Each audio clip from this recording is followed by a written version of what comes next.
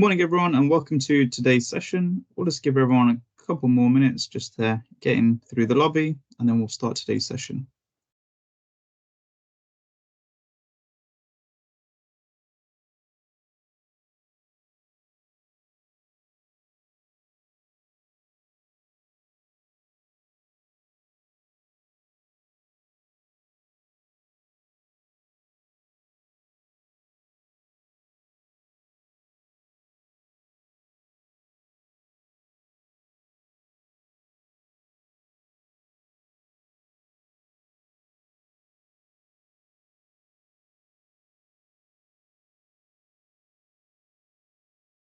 So, morning, everyone. Welcome to today's session on unlocking Intune and the common deployment challenges.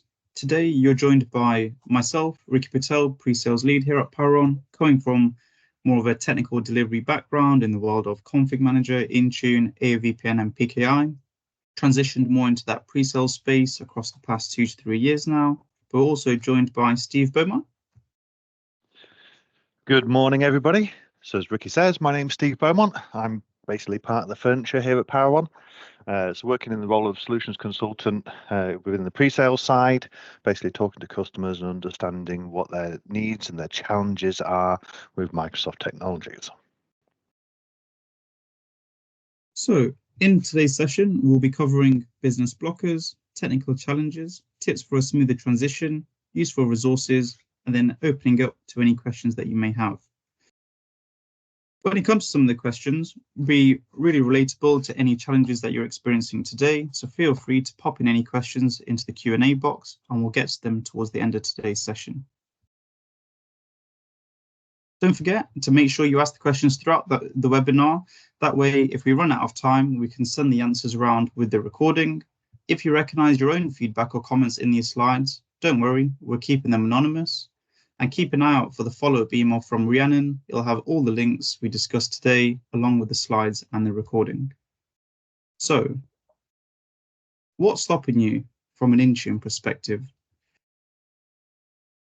When it comes to blockers, we often hear some blockers in regards to knowledge.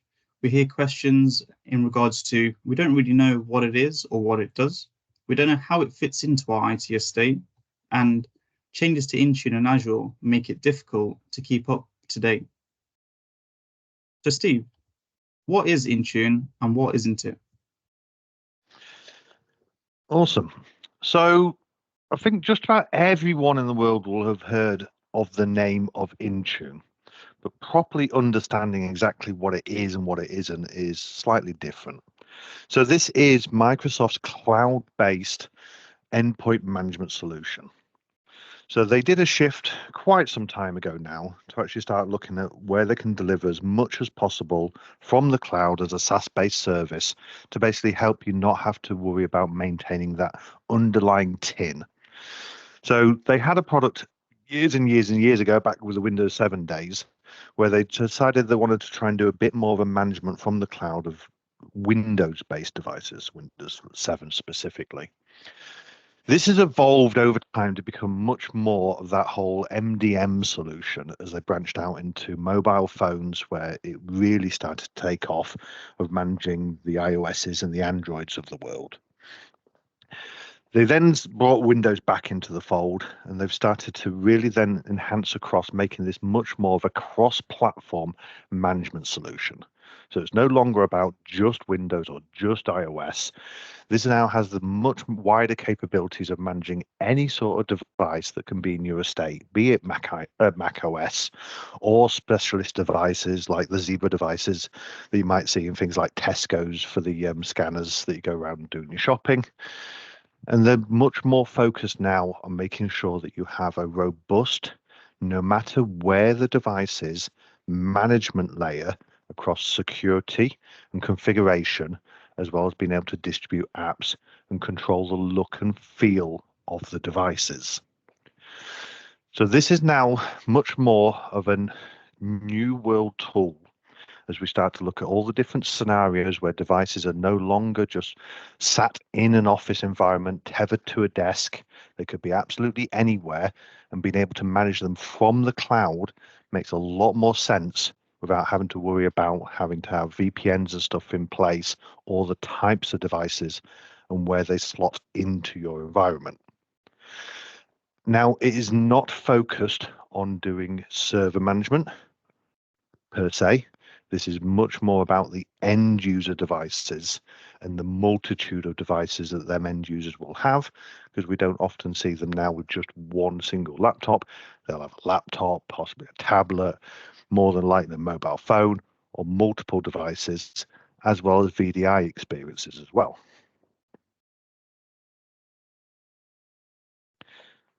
Go to the next slide, Ricky. Now, Intune on its own is a bit of a misnomer these days, and you'll hear a lot of people talking around, oh, we use Intune to manage our devices. Or Microsoft say, buy Intune, it will solve all your woes. It's much more of a collection of different interlinked technologies. So while Intune is the management or the main portal management for that control of the look and feel and configuration of your devices, it also now spawns out across the different Microsoft technologies, very heavily interlinked. So there's a foundational reliance on things like Microsoft Entra ID. When we start thinking about how the configuration, conditional access and the MFA policies that you might have in your environment will have a knock-on impact both for how that user experience is when using them devices, but also how the Intune and its related technologies can interact with them devices. For example, the deployment side of it, with things like autopilot, have a heavy reliance on making sure that they can communicate efficiently with them devices in that first instance when you're onboarding them. So if you have conditional access policies that aren't tuned for usage with Intune, you may experience problems there. That same way, if there's a problem in the underlying stack of things like Entra, you might see problems with autopilot. Similarly, when it comes to other different components, like Windows 365, for example, for delivering virtual cloud PCs, the management elements are done within Intune, but it's kind of a separate sub-entity, both in terms of licensing and the underpinning technologies. So Intune is expanding all the time, and we're seeing more and more features being added into this ecosystem. Things like the whole specialist devices, they're now managed under a specialist license SKU of Intune, and they're kind of managed in Intune, but licensed separately. The same with things like third-party software updates, where it's a reliance on how, or not reliance, it's a capability that Microsoft are starting to offer that's directly not their products, but has been brought into Intune with the Intune suite, as well as things like just-in-time access for both that underlying control layer of how you manage and structure your Intune internally for administration, but then expanding out to the end user experience with things like endpoint privilege management as a new feature of the Intune suite. So we're seeing all these different bits and pieces now being either interlinked or directly as a feature within Intune. That means it's no longer just Intune has one core capability, but there's lots of different moving parts in the Microsoft ecosystem that build up for wider usage of Intune.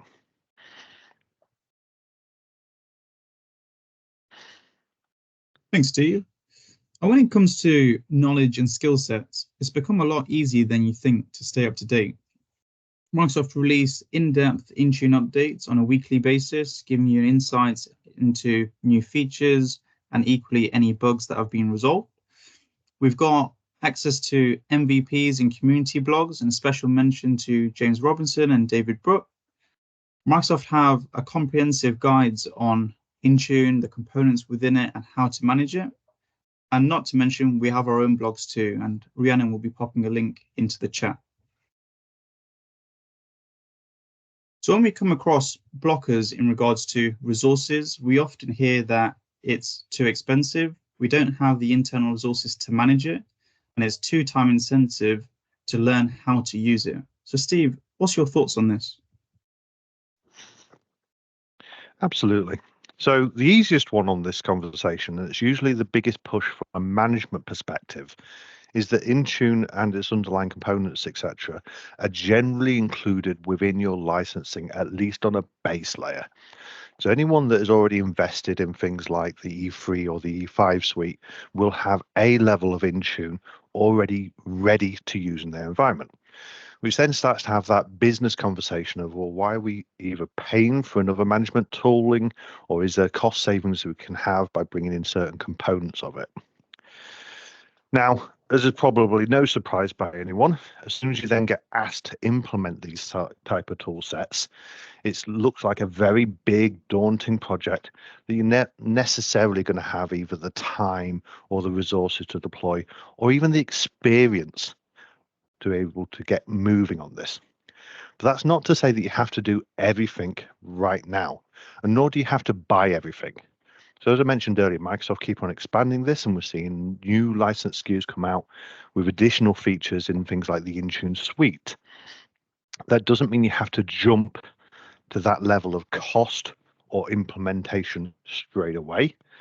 We will be talking a little bit around how you start to phase in Intune within your environment and how you can build this up over time to make it a much more manageable investment of time, skills, and money and resources. And talk about training and resource investment, this is the thing, it is a new technology. Now, personally, I always love to be consuming new knowledge, new skills, and be able to implement them. But that does take time, and you have to know where to go and do that. Unless, like me, you just like to click buttons, see what happens, break it, and then fix it and learn on the fly. Now, there is a lot of really useful information out there, and we will be dropping some links to some of the community information out there around YouTube channels, different Twitter people to follow, blog posts, and starting to understand that there are enough people out there that give you real world experiences on how to start to implement some of this stuff, so you can start to chip away at your skills and your knowledge to help implement this. Now, it is one of those things, though, that it's not going to be just a straight, oh, fine, we've got config manager or we've got LAN desk, I can just click a migration button and everything is just set up in the cloud. You have to start looking at which areas and then not migrate, because that is the wrong terminology for this, but look at how you implement, preferably from new, a new modern way of managing your devices and start to do that transition, which is a much better way than saying a migration aspect. Thanks, Steve. So when it comes to blockers and legacy environments, we don't know where to start with planning to move to Intune. Migrating our setup to modern ways of working is daunting. Our environment has grown over time with external apps, workarounds, and lots of different teams involved.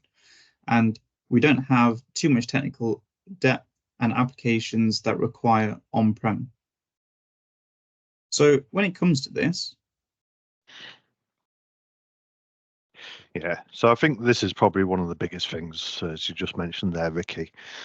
That whole, well, this is how we do it at the minute. This is how it's organically grown over time. We are in this current situation with pretty much what we now class as a legacy environment. How do we just start to bring Intune into that? Doesn't sound like rocket science, and it's not. Planning is the key, unfortunately.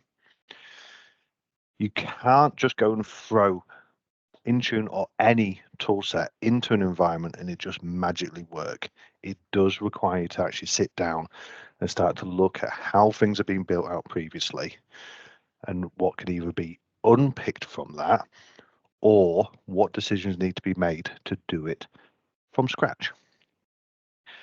The way that we used to build stuff, the way that we used to manage stuff over the years did organically grow, and it came from hard-won battle scars and business demands and, oh, we just need it to do this, and, oh, I'd really like it to do this.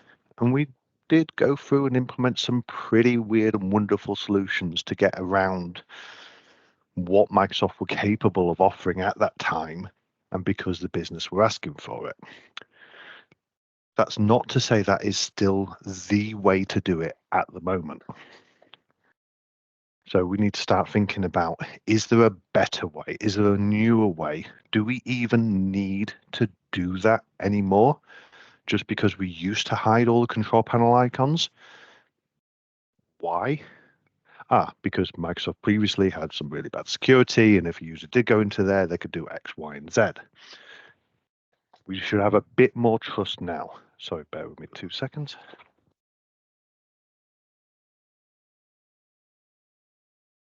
A little bit of coughing fit.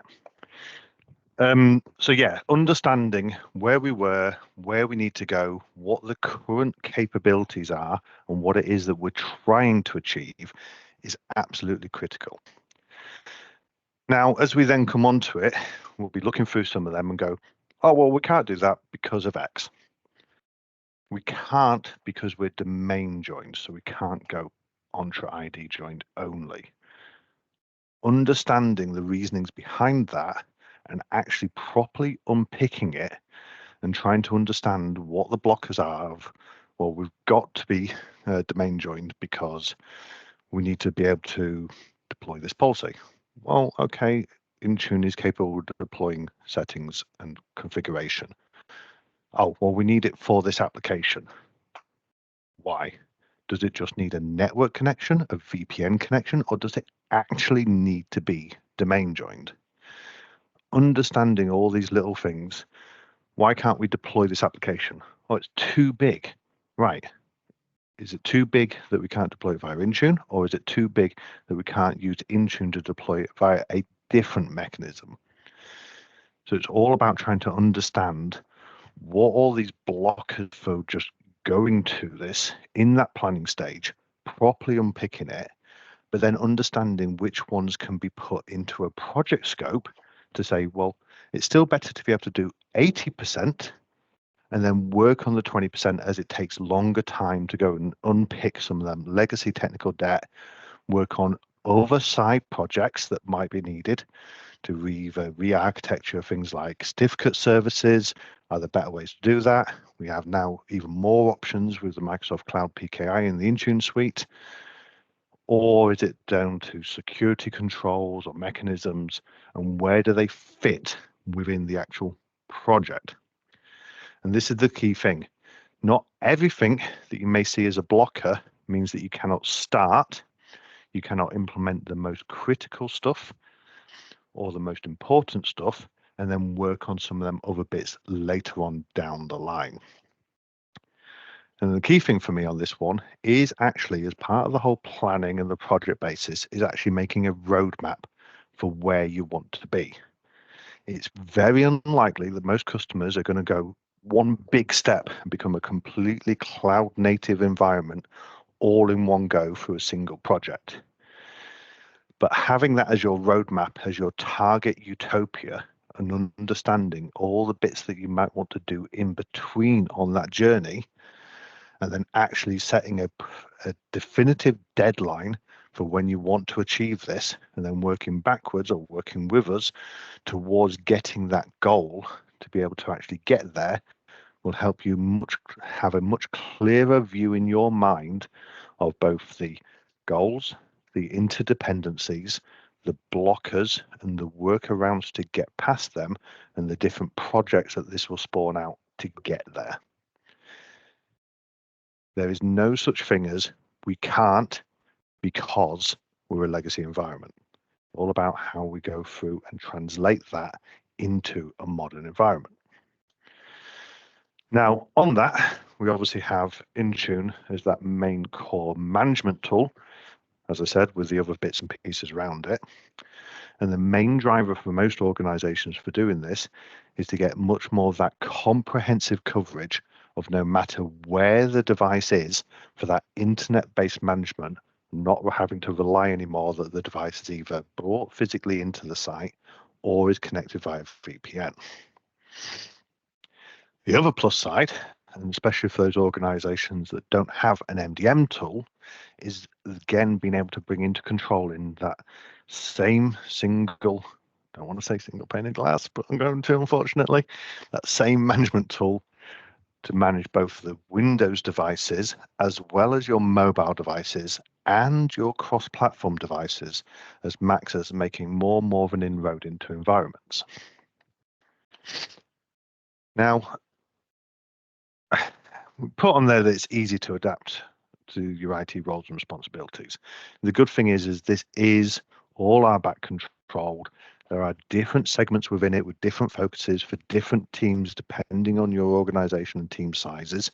You might have one team managing just the mobile devices, one team managing the Macs, one team managing the Windows devices, one team managing configuration, security controls. This can all be broken down so that the different teams can all work nicely within the same platform.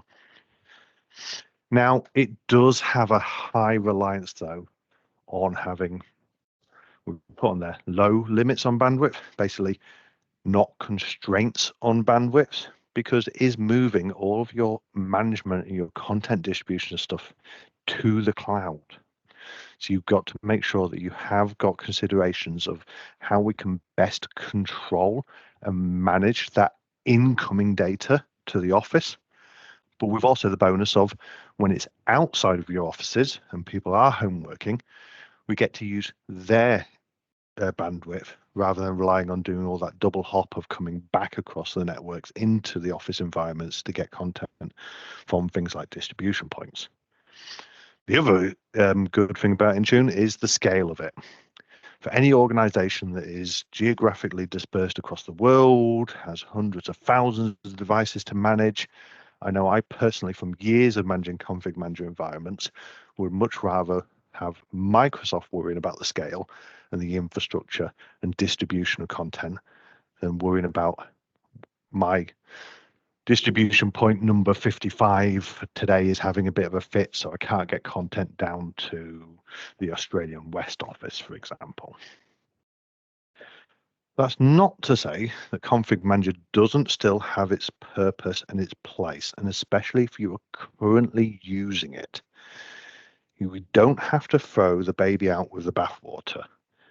If you are still using Config Manager, you have the experience in managing Microsoft devices, Windows specifically, and how we can build on that knowledge and bring it across into the Intune world, as well as making it easier for that transition period.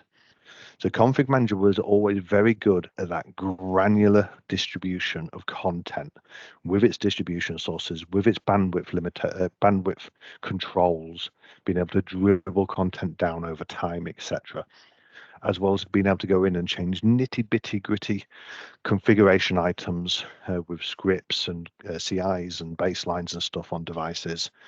We had a much more granular control level if we needed it. And the same with things like operating system deployments, being able to control Windows Update deployments and the Windows Update features in the whole lifecycle management of the WAS. And a lot of people know Config Manager. It's been around for a long time. So as we start to go across, and I mentioned it earlier, you can, depending on the speed of your projects, the look of your organization, just start to go heavy force into Intune straight away. Or this is where we can help you if it is a complex environment and it's going to take time, looking at the different features and functionalities. Maybe you do want to tackle OS deployment, make that more streamlined with autopilot right from the outset. So how do we look at what controls you were doing with task sequences and look at the provisioning mechanism instead? And there are significant differences in that. And it's not about so much giving up control, because if, like myself, you are a bit of a control freak and you'd like to know that every single setting and control is configured right from the outset, it's understanding again what the purpose of them is, what we're trying to achieve, and different ways that we can do that with policies and controls and applications. So we go through looking at the different things that you're using, be it Windows Update. We have the alternatives in Intune with Windows Update for Business, deployment rings. It's gotten a lot simpler over time. Again, Config Manager was great because we used to have lots of ad hoc updates every single month. There might be 7 updates, there might be 20 updates, there might be a single individual update that would cause us lots of problems that we'd have to pull out of the deployment. Those days have gone. We are now used to having one quality update per OS, per version, etc. So there's still multiple updates, but in essence, a device would look at having a single quality update per month. So we look at just doing stage gate deployments of that with update rings, things like auto patch that help actually maintain the health of the Windows Update agent, give you a bit more visibility and control the types of devices that you're deploying to. So again, it's about assessing how we did it previously, what the new feature is, and what the new approach is being. So I'd rather not have to sit there, look at lots of different updates, decide whether I do want them in, whether I've got my ADR, whether I have to pull one out, and just put it into a deployment flight. And we look at the health of the devices that are staged over time and just halt it if there is a serious problem.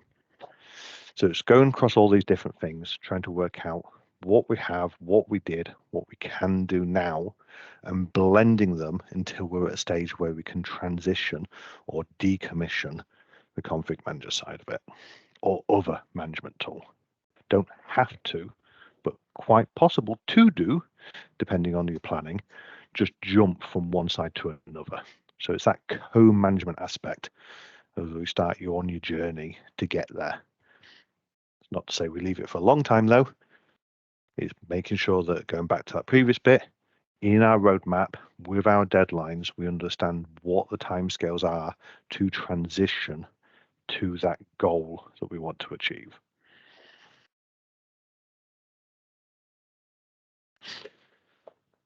And that is because, as we've been saying all along, it is such that transition from that traditional approach with them legacy environments, trying to unpick away from a lot of the on-premises stuff. Obviously, config manager is very heavily embedded in that on-premises domain. Active Directory was obviously a prerequisite, maintaining that side along with group policies. The whole custom images, where we used to go and, like I mentioned, tweak every single little nut and bolt, make it our own custom thing that we have to maintain, spend time managing and understanding and learning still. And as well as being tethered to having that corporate internet connection.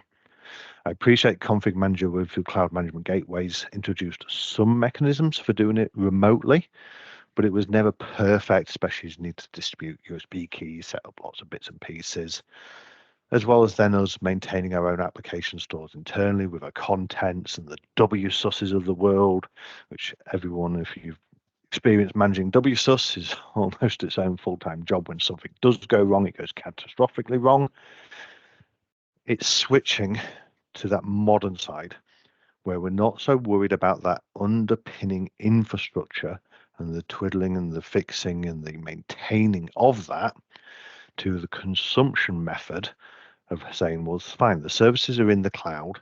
How can we draw down on that? So we're worried about the configuration and the intent of what it is that we're trying to deploy.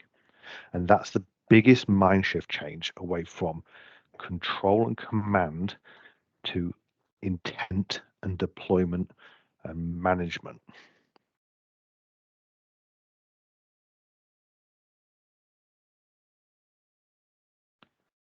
So when it comes to implementation challenges and advice, some of the components that we come across are that there's policy conflicts, so group policy clashing with existing policy or new policies being added into Intune. So just really making sure that the policies are reviewed and you're not really inheriting any old ones onto the devices. To prevent things like this happening, we would recommend applying configuration to fresh operating systems, avoiding tattooed configuration that may have been inherited from previous group policies that have been applied. And just touching on some of the points that Steve just mentioned there. So I'm just gonna jump in, Ricky. So the whole group policies and the migrations to Intune with policy management stuff, it is probably the biggest hurdle to get over, as you just mentioned. And I like the fact that we've got it on the screen there, that let's review the policies. Let's not just go, well, that's what we had, so that's what we're doing. Most organizations, when you go into Active Directory and you look at the group policies, it's this huge tree of different OUs, and you'll have the same group policy linked at about 5 different levels, and then you'll have a copy of a group policy that's got 5 different versions of it, as well as a note on there that just says standard security settings, chief exec version, because we made some little tweaks to it. And again, I can't stress just how much environments have organically grown over time. And just because we implemented something 7 years ago doesn't mean it's still valid now. Everything should have a reason for doing it. And this could be your one starting point to absolutely start from fresh. It's a modern operating system. A lot has changed. A lot of the defaults within Windows 11 and stuff now are far, far better than what we ever had before. So a lot of the group policy settings and stuff potentially were stuff that we were putting band-aids on because of the way Microsoft configured stuff. Doesn't necessarily mean we have to do it now. There's a lot of information out there, a lot of recommendations, a lot of frameworks that we can look at using as a basis. There is the Microsoft Security Framework basis. There's the UK Cyber Essentials or NCSC frameworks, as well as all the CIS security baselines. Let's look at starting from a fresh piece, which is known, understood, and being used widely within the different industries. Can we start with that and only look at where there are very specific business requirements for configuration settings that we have to add on top of, so we can standardize and align with the way going forwards? And as Ricky mentioned, it is obviously a lot easier starting with a freshly built device. That's not always going to be possible, but you absolutely do need to look and see what the impact of some of your group policies have been in terms of that tattooing. By tattooing, we mean that a lot of group policies have set so that if it's a standard one, it should remove all of its configuration settings when you remove it from the scope of the OU. So in these type of projects, you should absolutely have an OU which blocks inheritance of group policies. You should have WMI filters. You should have group security filters to deny them as you're beginning that testing and that migration piece. But don't assume that just because you block a group policy, it will remove the setting. Other things as well, especially if you're a config manager customer using config manager to deploy software updates. The config manager client will insistently deploy the Windows update settings to devices. No matter how good you are with making sure they're not in your group policies, they will apply and they will cause conflicts with Intune policies, because group policy will generally override them, especially if it's tattooing it to somewhere that is not in the policy side or not removing it afterwards.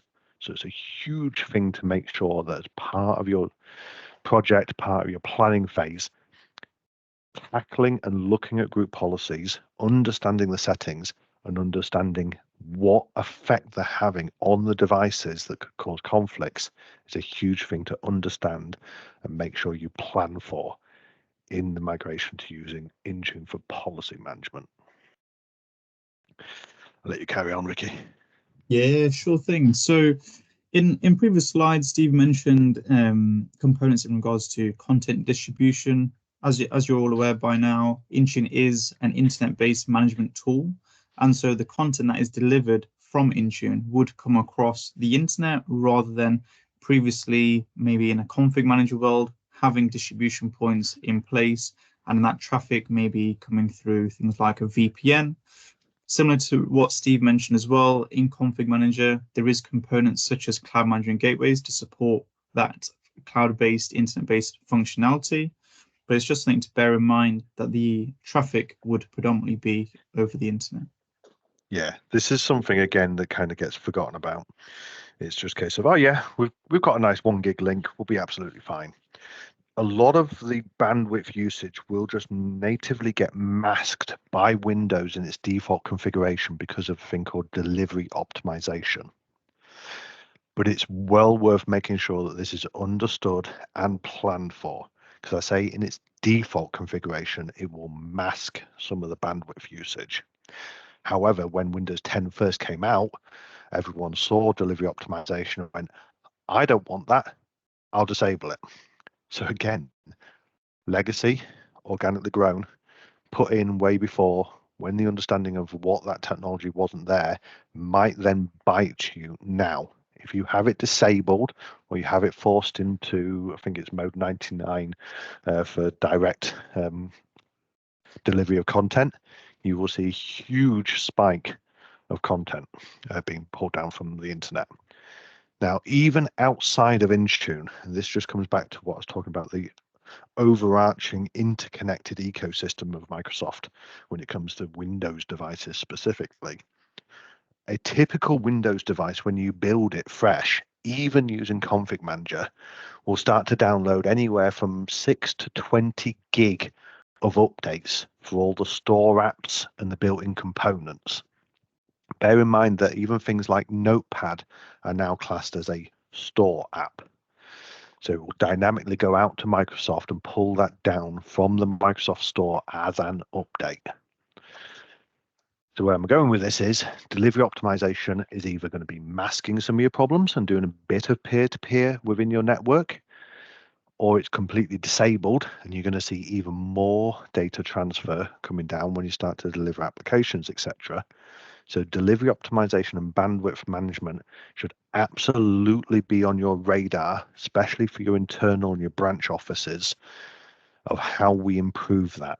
So there are configuration settings that can be put in almost straight away, even now if you're not using Intune, just as a general thing for managing Windows, to radically enhance how it does it. If you're a Config Manager customer and you've got your distribution points, you can enable something called Microsoft Connected Cache.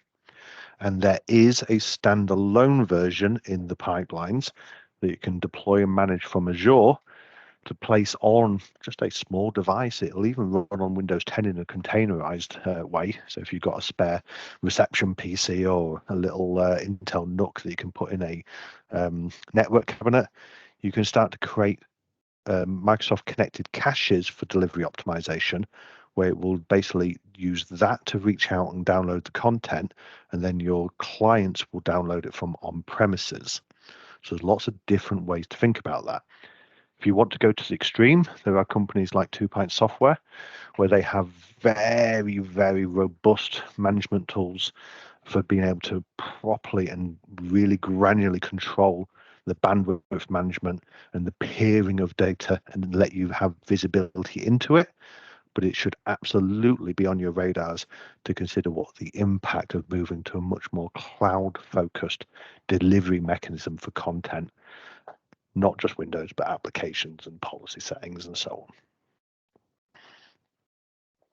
And then when it comes to applications, we often hear that the time taken to add applications from Config Manager to Intune can be quite time consuming.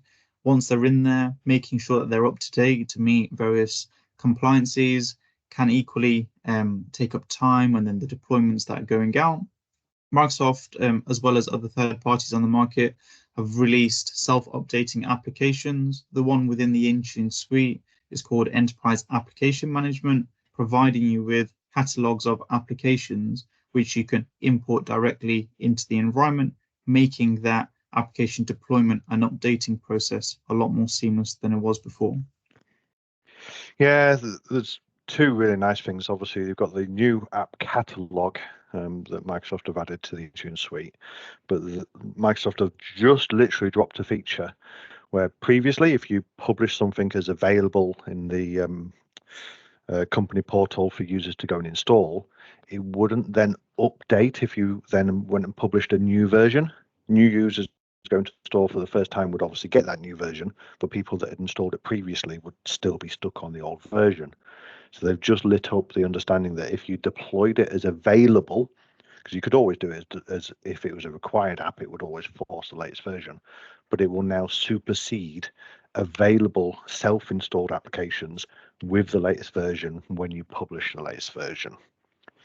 There's also lots of lovely technologies out there from third parties like Patch My PC and stuff that do an equivalent sort of third-party update catalog that you can go and publish out. But if you are also finding that you're having lots of wonderful problems of starting to do that journey of translating all of your applications across and into Intune from things like Config Manager, I'm just going to drop a lovely blog post in the chat channel. There is a wonderful little tool from a chap called Ben, so Ben Whitmore. He has on his blog where he wrote a community solution to start helping you go and convert your config manager applications into the Intune format and just basically walk through your config manager environment, which will help you massively speed up the migration for applications from config manager to Intune. And lastly, when it comes to training and change management, as per previous slides, would definitely recommend keeping an eye out on those weekly Intune updates and the extensive guidance on the Microsoft Learn pages in regards to how-to guides and how to approach maybe different use case scenarios.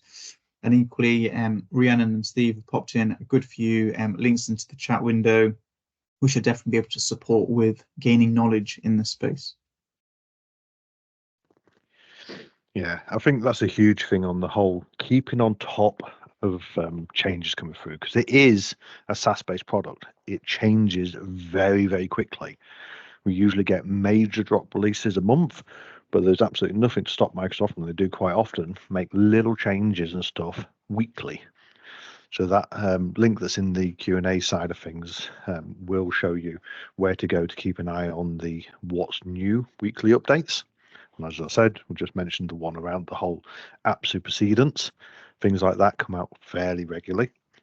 But then it means that your change management of these environments does become very important. So actually starting to understand how you can do that whole dev test, pre-prod, production awareness to allow you to see the different changes coming through and their impacts. For example, Microsoft released a new security baseline setting or catalog setting to be able to simplify applying the security recommendations to devices. Now, personally, I'm not a big fan of the security baselines, mainly because I need to have a little bit more control or flexibility over the different things, and this kind of lumps into one. Really great for small organizations or someone that just needs a simplified set. But to get back on point, they released a new version. Now, if you was unlucky enough to have just gone, oh, the new version, let me apply it to devices, and you were using a non-English version of Windows, you'd have practically been locked out of your machine. So it's little things like this that you have to make sure that your change management process has a very robust aspect of something new. Let me test, let me send it out to a select group of users before I just promote it into production. Because there is a lot of things now that will be controlled and delivered through Microsoft that you have to test and verify and not just purely trust before it goes into production. So if you are experiencing implementation challenges, please pop any questions into the Q&A box and we'll get to them in a moment. We'll just give everyone a couple of moments to add any questions in before we move on to the next slides.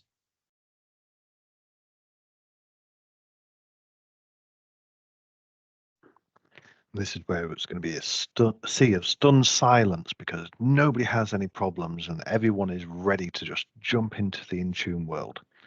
Now, I can see from some of the previous polls and stuff, a lot of people absolutely want to get there. They absolutely want Intune within their environment. There's a big driver for that. And it's not unsurprising because this is a webinar about Intune and about some of the challenges to help people understand it. So I would expect a lot of people be wanting to deploy it. There's still a fair portion of people, though, that are being told that they need to bring it in.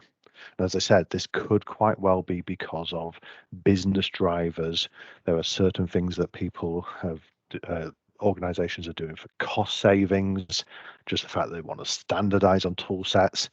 And if you think about it, that is another good reason to help on that skilling and the resources side, that if you do standardize your management platform across multiple different types of devices, It only needs a singular set of skills or a singular set of knowledge and resources to go and look and train on that side of it, which makes it easier than having to understand Landesk and Jamf and this and that and the other. Also noticed from some of the polls and stuff, probably the biggest driver for a lot of this, again, not unsurprising due to the topic of the webinar, a lot of people are having that whole resources or the time pressures, as well as not necessarily having been exposed and having the experience across these type of things. Let's see. We've just got a couple of questions coming through, Steve. So one of them is, what are the main strategies for a seamless transition from hybrid joined devices to Entra ID joined devices? Ooh, seamless transition. Now there's a key word. It's never going to be seamless in the aspect of you can click a button and your entire environment just rotates from hybrid to Entra ID only. Microsoft have made it very clear that they do not support switching from hybrid to Entra ID only. In terms of me, when I use the definition of seamless, it's about user experience seamlessness.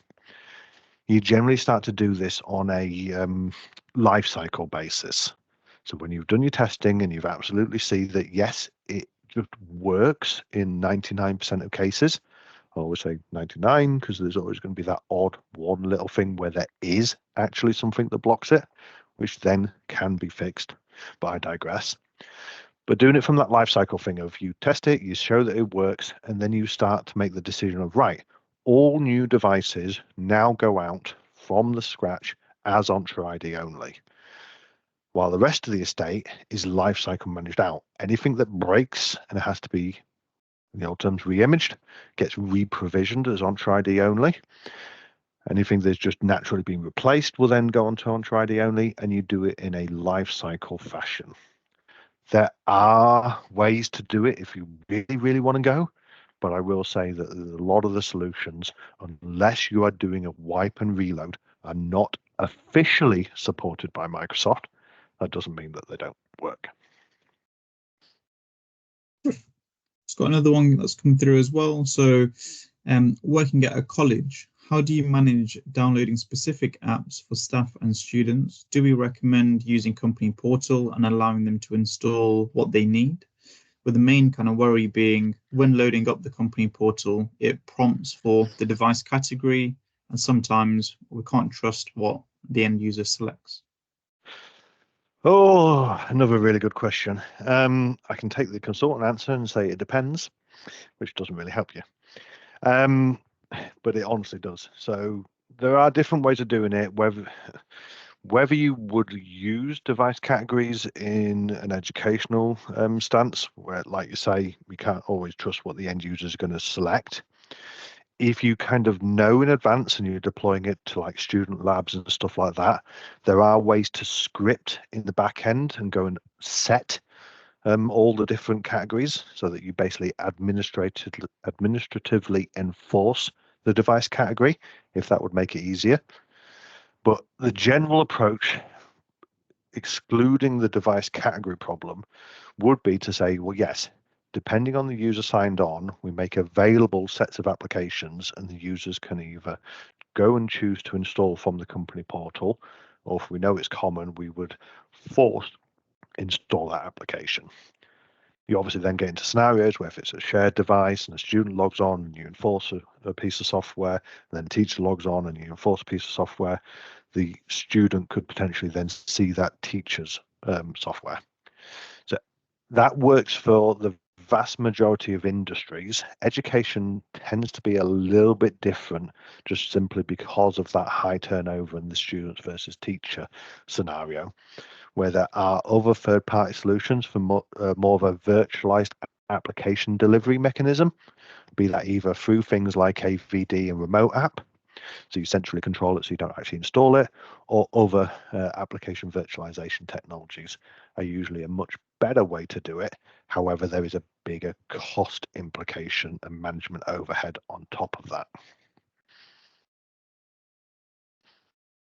So another one here. Is there any articles from Microsoft to understand Intune syncing and also autopilot not working when on the internet but works fine on the LAN? Yes. So there's an official Microsoft article which I'll have to dig out and we can send around later on the autopilot flow, so you can see all the individual stages. 9 times out of 10, when it works externally but not internally, it's going to come down to networking. And there will be various things where you either have proxy servers in the mix, or it's doing SSL inspection, or you're blocking key access to things like the Windows notification service. That's probably the biggest thing that will then just fail autopilot deployments. On top of that, if you don't want an official article, then I'm trying to desperately find it now, but I can't. There is an MVP by the name of Rudy Ons, I believe, who called for cloud. He is probably your single most expert. In actual fact, I'm going to drop his blog into the chat channel now. His blog, if it doesn't have something that explains how autopilot works down to such a granular level of detail that he literally opens up the DLLs and looks at all the different calls and the code behind it, then you'll probably never get an answer as to why it doesn't work within your environment. He is one of the best resources, and he is such a clever chap for understanding and picking apart the actual mechanisms of what makes autopilot work. So I'd recommend that rather than an official Microsoft documentation. Sure. There's another one here saying Intune is far more rigid than on-premise and honestly not fit for purpose for many scenarios. Do you see it getting any more flexible? For example, group policies and allowing multiple policies that can target users and computers independently? How to answer this question? The old school part of me would absolutely agree with you and say yes, it's not very rigid. It's rigid for a purpose. And this goes back to how I was previously explaining that just because we did it in a certain way in the past doesn't mean that we have to do it that way now. And I am quite often guilty of this, even now to this day, where I'll look at it and go, oh, I could have just done it like that with group policy. When you then start to reassess what it is you're trying to achieve and see whether there are different ways of doing it, then there's usually a way to do it within Intune. It could be as simple as mixing standard base policies that we know that have to be computer targeted, and they are the de facto corporate organizational baselines that we don't override. And then we can layer on top not overrides, but different settings for users depending on departments and stuff. Or you can say, well, fine, we know that this is going to be one that's going to be overwritten for different types of users. So we have that in a separate policy targeted, but with an exclusion group within the targeting. And then we put the other ones that we want to do for overrides basically within that same group for targeting, so that they, I'm struggling to explain this, but we can kind of do that whole, yes, we want that setting, but not if these, so we can do that override if we target a similar policy users and computers. Or we start to use things like remediation scripts and stuff where we say, well, fine, if we want to go and change this for a particular user group, we don't have it within the policy settings, or we go and override it over here. There are different ways to do it. I will say that it is still growing and changing. Microsoft have their own roadmaps. We get certain insights into them when it comes to what policy management looks like. They've done a lot of work under the hood, and they've talked about it quite consistently, from the original policies and configuration items that they had to the new settings catalog. And they are building a foundation to allow them to do more with the policy settings and configurations. Where that goes in the future into like the old OU structures with multiple policies and inheritance and hierarchies and stuff, I cannot say, but they do hear that as quite often a feedback around the flexibility of policy targeting and deployment on devices. So probably not the magic answer you wanted on that one, I'm afraid, but there are either ways to do it, to summarize, or there will be changes in the future potentially. Last couple of questions that I'm seeing here. So are there better reporting tools for Intune? Define better. If by that you mean anything that is not the Microsoft default reporting in the portal, then yes, absolutely.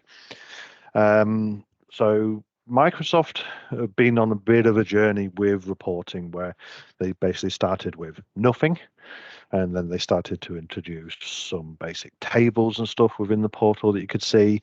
Then they tried various different pie charts, the pie charts and donuts. And now you have basically their new V2 reporting mechanism where you can export large bulks of data into Excel and then go and massage it yourself to make pretty reports. We, for a long time at Power On now, have been extracting data directly from the graph and bringing that into Power BI, which is a lot better for data analysis. It's basically the same as going and manually exporting the data into Excel and creating your own pivot charts, but in a more automated fashion with lots of interactive and lovely graphics. But there are a lot of challenges with that because you'll hit quite easily a lot of timeouts on the graph of drawing down data, especially if it's large volumes of data, but it's doable. And then you'll be seeing some more stuff from Power On, where we move to much more of a SaaS-based reporting platform for Intune in the very near future.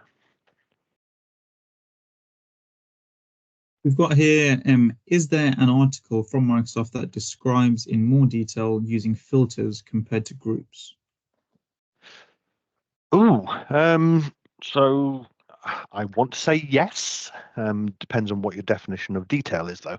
So the Microsoft Docs site absolutely tells you how to go and create filters and all the rest of it.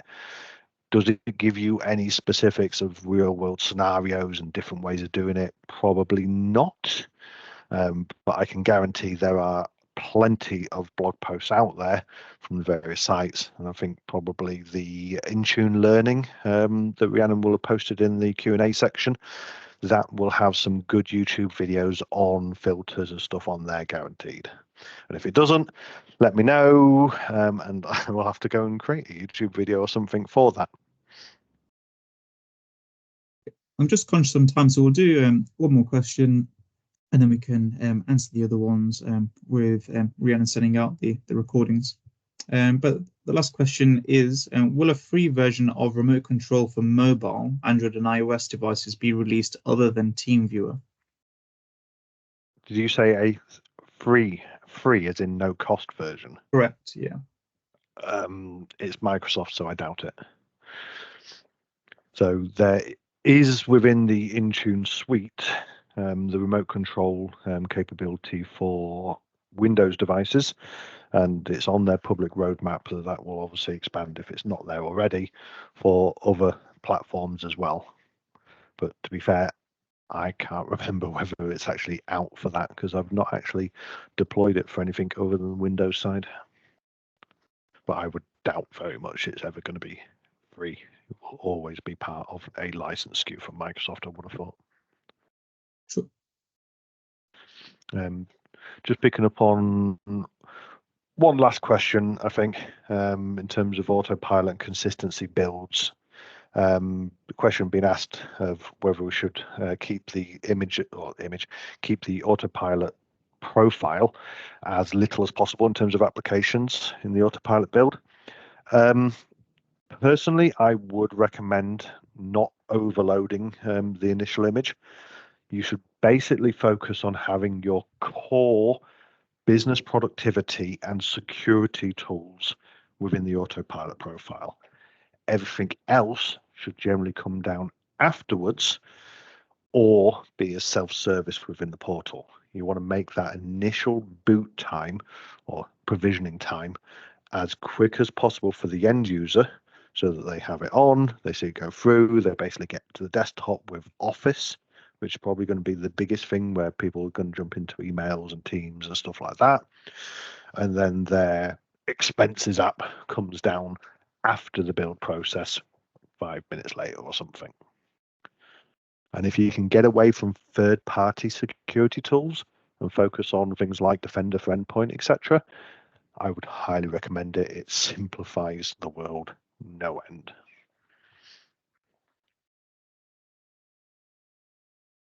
And finally, just some useful information from ourselves. So our next events will be in May, we'll be at MMS. In July, we'll be at Workplace Ninja. And keep an eye out for our newsletters, and we'll send out useful information that is gathered by our consultants that they find each month. And if you want to speak to us directly, you'll find an email from us after this session. Simply hit reply, and one of us will be in contact with you. Well, thank you for joining, and we'll send out the recording within the next 24 hours. Feel free to share it, and we'll follow up with any useful resources, links, or workshop information mentioned during today's session.